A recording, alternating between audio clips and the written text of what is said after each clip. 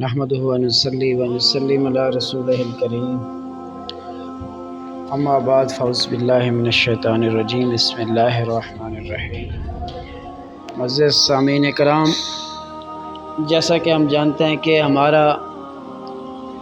سورۃ آل عمران کے حوالے سے ایک لیکچر کا سلسلہ شروع ہوا ہے، تو اسی حوالے سے آج اس کا حصہ دوم ہوگا، جس میں ہم سورہ آل عمران کی شان نزول کے حوالے سے دیکھیں گے۔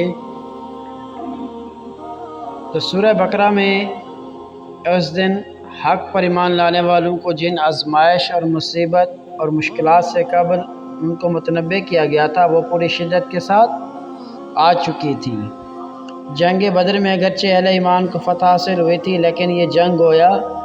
بھیڑوں کے جتھے میں پتھر مارنے کی ہم مانی تھی۔ اس مسلح مقابلے نے عرب کی ان تمام طاقتوں کو چکنا کر دیا جو اس نئے تحریک سے دعوت رکھتی تھی۔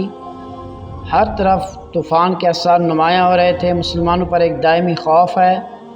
اور بے اطمینانی کی حالت طاری تھی،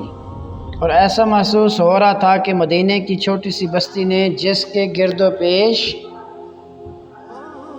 ساری دنیا سے لڑائی مول لے لی ہے،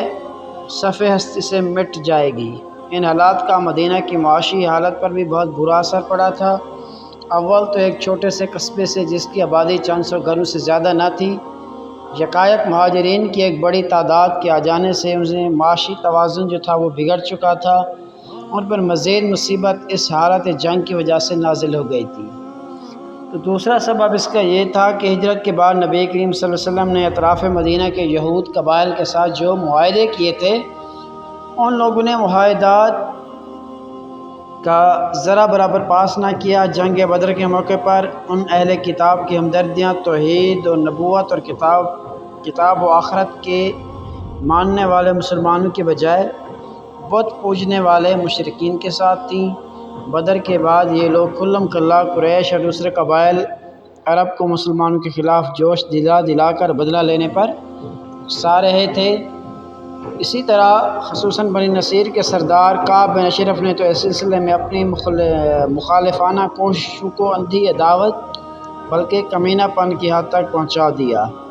اہل مدینہ کے ساتھ یہود کی ہمسائیگی اور دوستی کے جو تعلقات صدیوں سے چلے آ رہے تھے، ان کا پاس و لحاظ بھی انہوں نے اٹھا لیا۔ آخر کار جب ان کی شرارتیں اور عہد شکنی حد سے بڑھ گئیں، تو نبی کریم صلی اللہ علیہ وسلم چند مہینے بعد کی شرارتیں کے بعد بنو قینقاع پر، جو ان یہود قبیلوں میں سب سے زیادہ شریر تھے، حملہ کر دیا اور انہیں اطراف مدینہ سے نکال دیا گیا۔ لیکن اس سے دوسرے یہود قبائل آزمائشوں اور بدلے کی آگ اور زیادہ بھڑک اٹھی۔ پھر انہوں نے مدینہ کے منافقین مسلمانان حجاز کے مشرکین قبیلوں کے ساتھ ساز باز کر کے اسلام اور مسلمانوں کے لیے ہر طرف خطرات پیدا کر دیے، حتیٰ کہ خود نبی کریم صلی اللہ علیہ وآلہ وسلم کی جان کے متعلق ہر وقت یہ اندیشہ رہنے لگا کہ نامعلوم کب آپ پر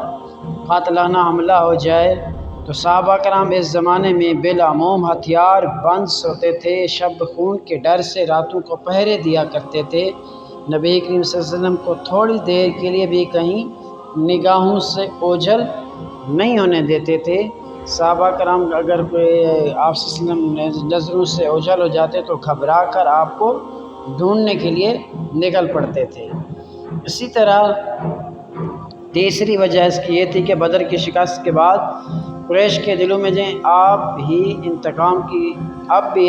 کی آگ بھڑک رہی تھی۔ اس پر مزید تیل یہودیوں نے چھڑکا۔ نتیجہ یہ ہوا کہ ایک ہی سال بعد مکہ سے 3000 کا لشکر جرار مدینہ پر حملہ آور ہو گیا، اور احد کے میدان میں وہ لڑائی پیش آئی جو جنگ احد کے نام سے مشہور ہے۔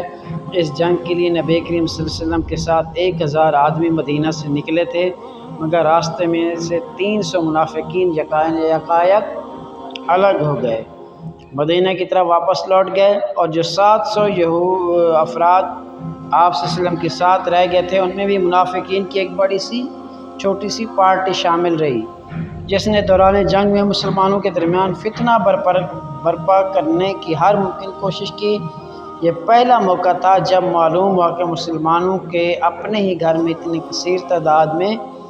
مارے آستین موجود ہیں اور وہ ہر طرح سے باہر کے دشمنوں کے ساتھ مل کر خود اپنے بھائی بندوں کو نقصان پہنچانے پر تلے ہوئے ہیں۔ اسی طرح چوتھا سبب یہ تھا کہ جنگ احد میں مسلمانوں کو جو شکست ہوئی اس میں اگرچہ منافقین کی تدبیروں کا ایک بہت بڑا حصہ تھا، لیکن اس کے ساتھ ساتھ مسلمانوں کی اپنی کمزوریوں کا بھی کچھ حصہ شامل تھا، اور یہ قدرتی بات تھی کہ ایک خاص طرز